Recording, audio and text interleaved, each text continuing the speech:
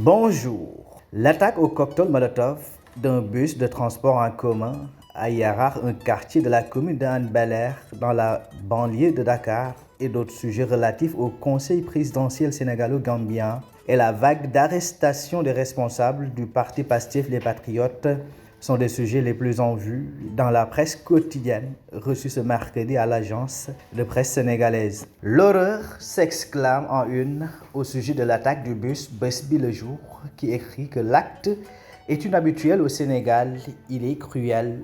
Des individus à bord de scooters ont mis le feu sur un minibus Tata hier à Yarar. Le bilan provisoire fait état de 2 morts et 5 personnes grièvement blessées. Un attentat terroriste selon le ministre de l'Intérieur qui semble faire un lien avec l'affaire Ousmane Sonko. Un cocktail Molotov lancé contre un bus transportant des passagers entre Kounoune et Colobane dans la région de Dakar a fait 2 morts mardi soir dans la commune d'Anne Bel-Air. 5 personnes ont eu des blessures graves selon le ministre de l'Intérieur qui a dénoncé un acte terroriste. 2 morts et 5 blessés graves affiche à sa une le quotidien national Le Soleil qui décrit les lieux du drame. Un bus complètement transformé en ferraille. L'odeur âcre de la fumée agresse les yeux et les narines. J'ai quitté Kounoune vers 14h pour rallier Colobane. Arrivé à Yarar Magasin, je me suis arrêté pour permettre à un client de descendre. C'est sur ces entrefaites, 7 personnes ont fait irruption dans le bus,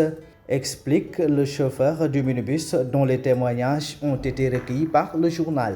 Enquête parle de faits inédits au moment où le quotidien évoque l'effet d'une bombe. L'attaque au cocktail Molotov est une pente dangereuse, dit Walf Quotidien, de la barbarie selon l'Observateur.